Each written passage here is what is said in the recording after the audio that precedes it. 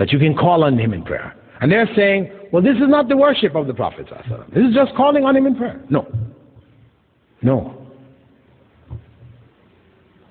If you call on anyone who cannot answer your call, you are worshiping him. What I mean is, we call on each other to get help. You know, I need to start my car. Come and give me a hand, please. No problem. This is not considered to be worship. You're calling on somebody who can come to your aid. Although the higher level is not to call on anyone. Prophet Muhammad ﷺ said, if you can guarantee me you will not ask anyone for anything, I will guarantee you paradise. There's a hadith narrated by Abu Dhar al-Ghifari. If you can guarantee that you will not ask anyone for anything, the Prophet ﷺ said, I will guarantee you paradise. And Abu Dhar said, when the Prophet ﷺ said that, I never asked anyone for anything. And that's what he was known for. He would not ask anyone for anything. But this is not something required of everybody. This is the higher level. Back to the rest of us. We ask people to help us in this and that and the other. These people who can help us, no problem. But now, if we call on somebody who isn't here, right? They're living, right? You have groups that promote this. You can call on the sheikh, right? You have a problem, you need his help, just call on him. He's a living sheikh. The fact that you call on him, he's not present, he's not available to help you, that's worship. If he's dead, it's also worship. So whether you call on Abdul Qadir al-Jilani, who is popular in the Indian subcontinent and elsewhere, we're given the title Ghawsi Azam, right? Al-Ghaws al-A'zam, meaning the greatest source of help, right? Whether you do that, and he's dead, or you call on Sheikh Nazim, you know, because you are from the Naqshbandi order and Sheikh Nazim is the man. So you call on him when you're in need. He's a living person, but he's not here. This is worship. And when you call on Rasulullah ﷺ, again, you have a line of argument that people try to raise, but he's living. He's living. Prophet ﷺ said that when the prophets die, the earth doesn't eat their body. Okay. Because the earth doesn't eat their body, does it mean they're living? Or this is just a miracle from Allah? Point number one. Point number two, if Rasulullah ﷺ was not dead, then the Sahaba committed a grave crime by burying a man alive. Isn't it? If he wasn't dead, then what did they do in burying him? This is nonsense. This is error. Clear error.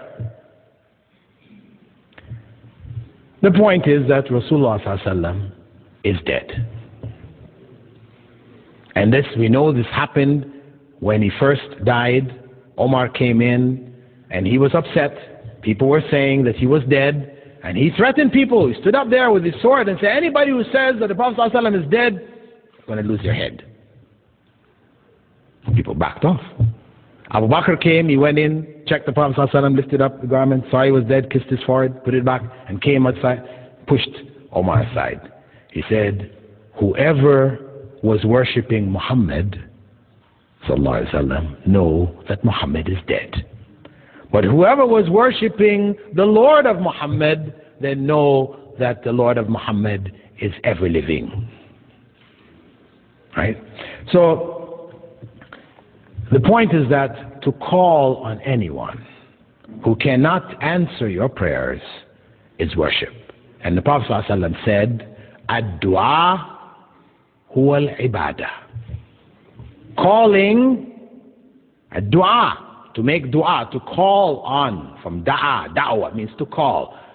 It is worship in its essence. That is the essence of worship, calling. We say, Ya Allah. If you say, Ya Rasulullah, you're involved in worshiping the Prophet Muhammad sallallahu alaihi wasallam. That's why in the masjids where you see people like to put up these plates, ornate plates, it says, Ya Allah, Ya Rasulullah. This is wrong. It's wrong. Now some people say, well, don't we say in our tashahhud, As-salamu alayka ayyuhar rasul? Don't we say this? Peace be on you, O messenger. Don't we say this? This is not in our tashahhud. Yes, it is in the one that the Prophet ﷺ taught us. But Abdullah ibn Mas'ud, in Sahih al-Bukhari, he informed that when the Prophet ﷺ was living among them, they used to say that. But when he died, instead they said, As-salam ala nabi wa rahmatullahi wa barakatuh. Peace be on the messenger and Allah's mercy and blessings. They didn't say alayka anymore, ayyuhar rasul or ayyuhar nabi. They said as-salam ala nabi. Now scholars have differed as to whether you should follow what Abdullah ibn Mas'ud said or whether we should just go with what the Prophet ﷺ initially taught. The proper methodology is to go with what Abdullah ibn Mas'ud said. Why?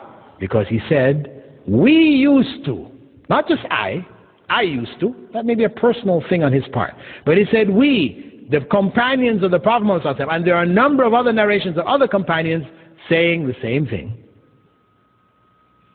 So, if we now are going to understand what Prophet Muhammad ﷺ taught us, do we understand it as our own minds tells us, or do we understand it the way that the companions of the Prophet ﷺ understood it? This is the crux of the matter. Our understanding of Islam should depend on how the companions of the Prophet Muhammad ﷺ understood Islam. Otherwise, you will end up with all kinds of interpretations.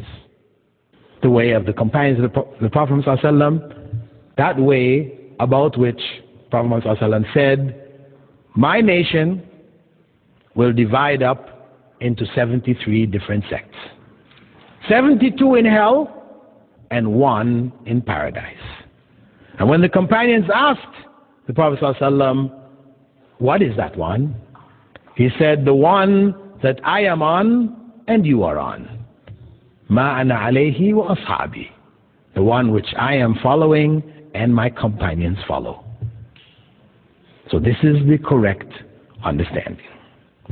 So when we come back to Tawheed and Ibadah, worshipping Allah, by maintaining His unity in that worship, we do so in the way that the companions of the Prophet Muhammad ﷺ did. We do not invent or introduce new ways of worship.